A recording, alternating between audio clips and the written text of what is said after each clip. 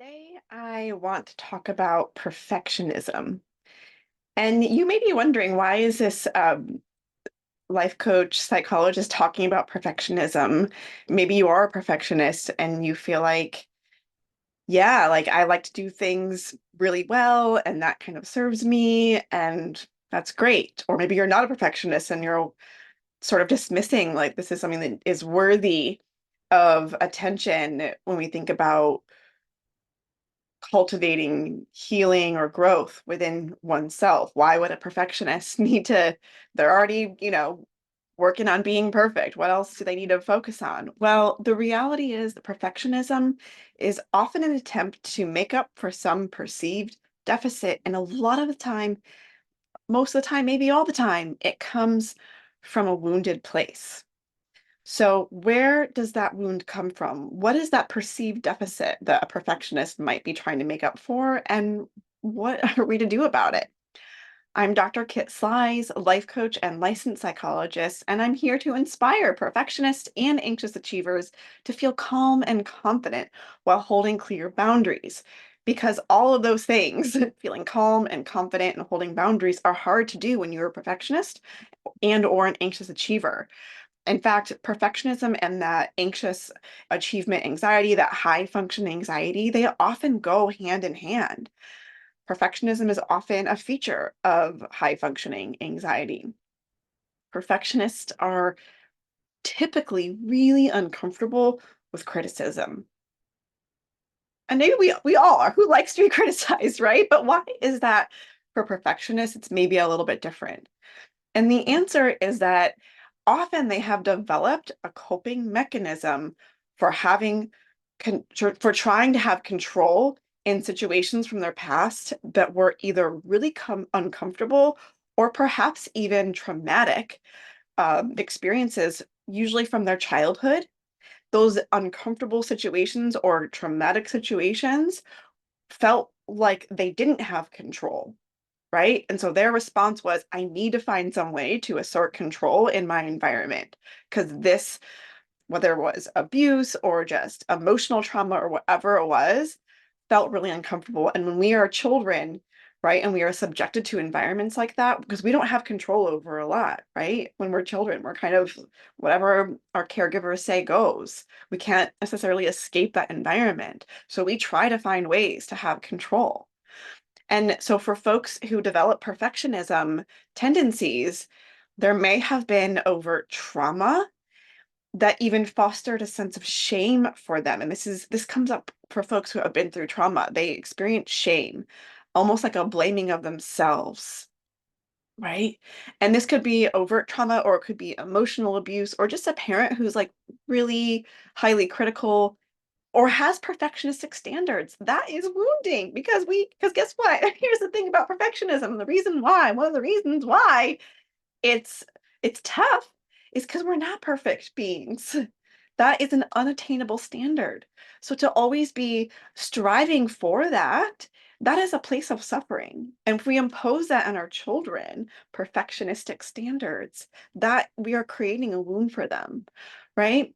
So in any case, whether you are a perfectionist who experienced, abusive, traumatic environments, or just ones that were really critical with high standards, the perfectionist found that by putting on a show of high functioning, of appearing perfect as a person, they could at times combat the shame that they felt, or they could combat the critiques and criticisms of their parent. They didn't have to hear so much about those high expectations that made them feel wounded, right?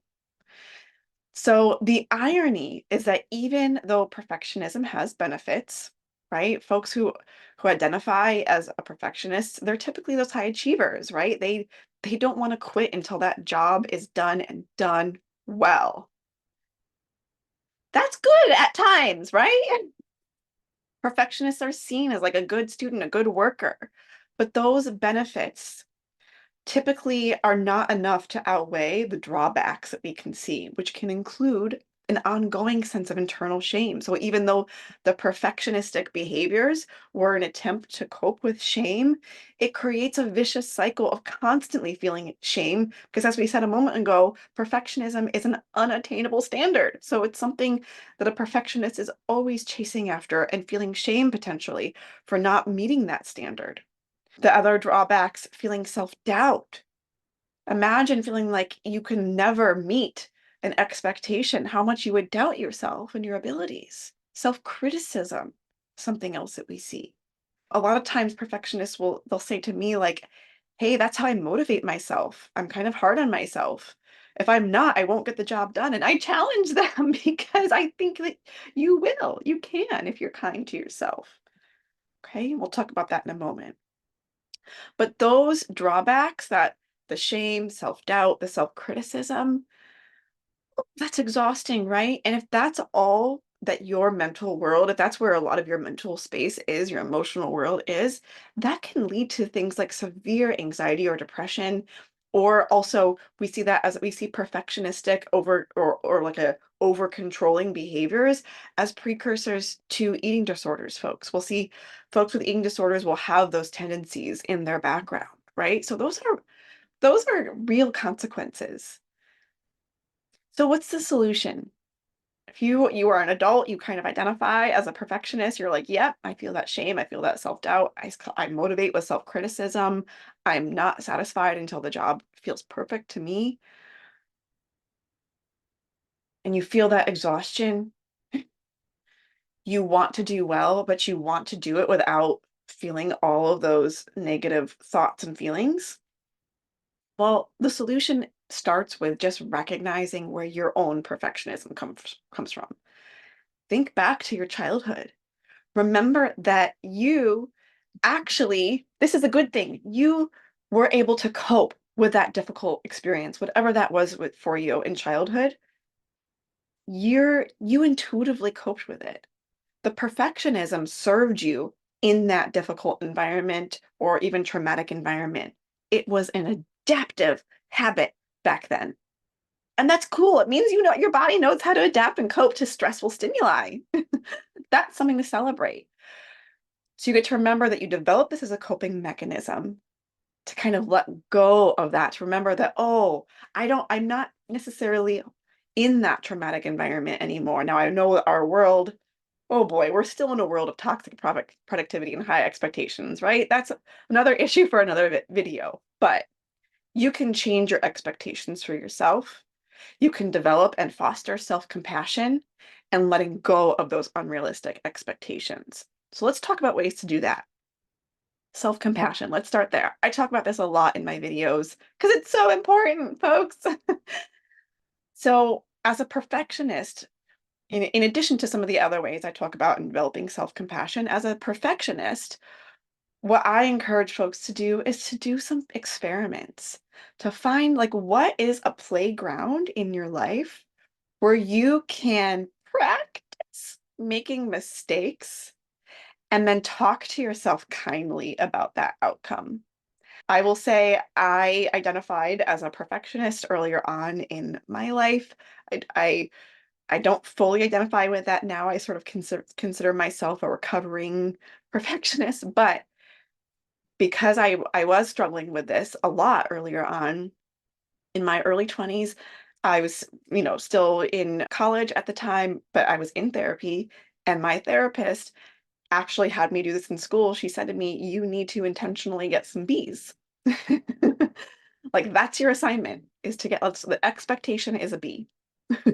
You fail if you don't get a B, right?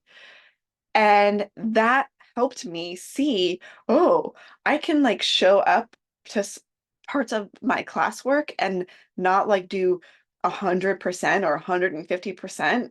And I'm still okay. Like I'll still get through school.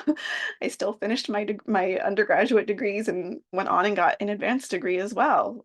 And I was okay, folks, right? So finding like what is that playground for you where you can help to shift your perspective. I know a lot of the folks I work with are in careers where the high there are consequences for not showing up as their best self, as their perfect self. And so we try to find other playgrounds for them where they can experiment with some of this.